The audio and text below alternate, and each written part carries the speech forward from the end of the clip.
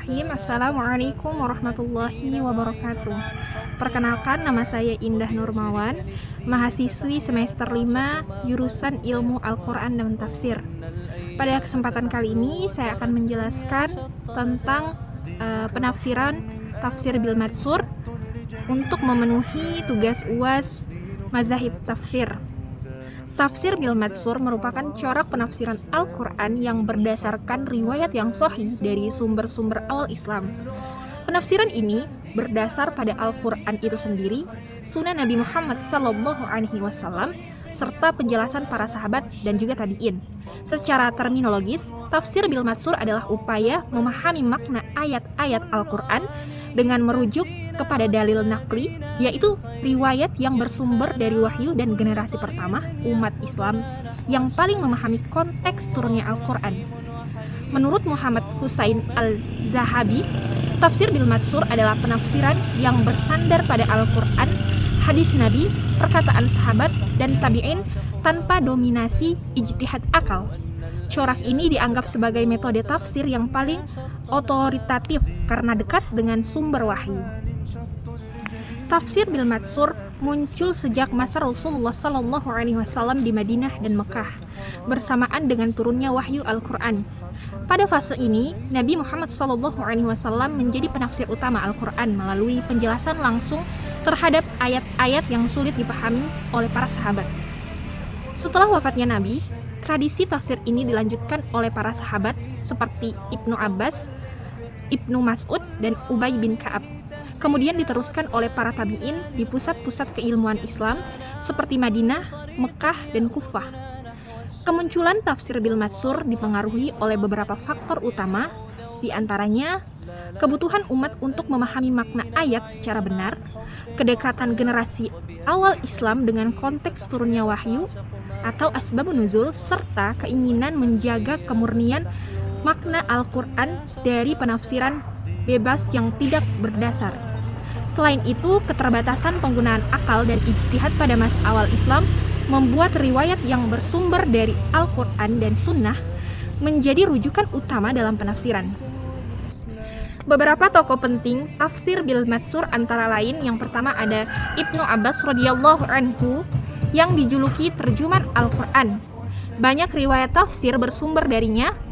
Penafsiran beliau menjadi fondasi tafsir riwayat yang meskipun tidak dibukukan langsung oleh beliau, tetapi tersebar dalam berbagai kitab tafsir.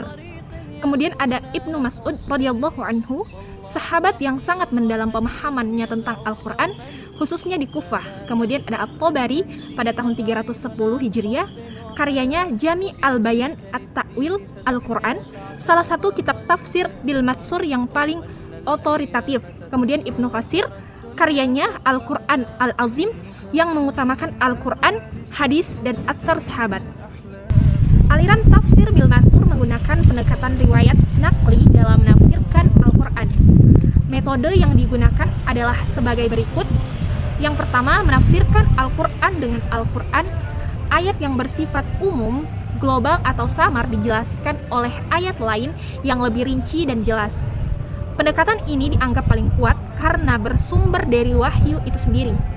Kemudian yang kedua adalah menafsirkan Al-Quran dengan sunnah Nabi Muhammad SAW. Hadis Nabi digunakan untuk menjelaskan makna ayat, membatasi keumuman atau merinci hukum yang belum jelas dalam Al-Quran.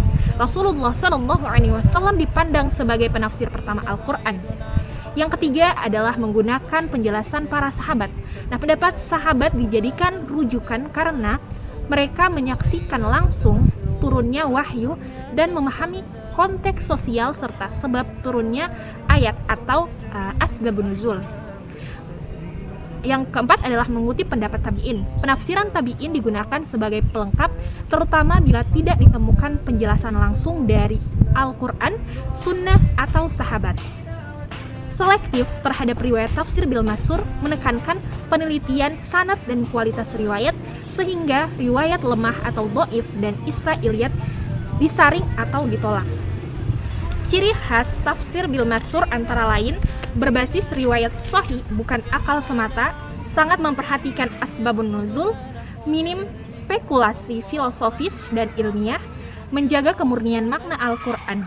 Corak ini berbeda dengan tafsir ilmi atau tafsir ra'i yang lebih menonjolkan pendekatan akal dan konteks zaman. Berikut kelebihan dari tafsir bil matsur. Yang pertama, paling dekat dengan maksud wahyu, kedua, terjaga dari penyimpangan makna, dan yang ketiga, memiliki legitimasi kuat secara teologis. Kemudian keterbatasannya dari tafsir ini terbatas pada riwayat yang ada, tidak selalu menjawab persoalan kontemporer secara langsung, membutuhkan ketelitian tinggi dalam menilai sanad dari riwayat. Berikut adalah contoh penafsiran dari tafsir bil matsur pada Quran surah Al-An'am ayat 82 yang berbunyi, A'udzubillahi minasyaitonirrajim, alladzina amanu wa lam yalbisu imanahum bidzulmin ulaika lahumul amnu wa hum muhtadun. Artinya, orang-orang yang beriman dan tidak mencampur adukan iman mereka dengan kezaliman, mereka itulah orang-orang yang mendapat keamanan, dan mereka itulah orang-orang yang mendapat petunjuk. Para sahabat merasa khawatir karena mengira kezaliman berarti semua dosa. Rasulullah Shallallahu Alaihi Wasallam kemudian menjelaskan kepada mereka bahwa yang dimaksud kezaliman dalam ayat ini adalah syirik, sebagaimana sabda beliau dan diperkuat di dalam Quran surah Luqman ayat 13. Penafsiran ini merupakan tafsir bil matsur karena ayat Al-Quran dijelaskan langsung oleh Rasulullah Shallallahu Alaihi Wasallam melalui riwayat hadis. Demikianlah penjelasan mengenai penafsiran tafsir bil matsur. Wassalamualaikum warahmatullahi wabarakatuh.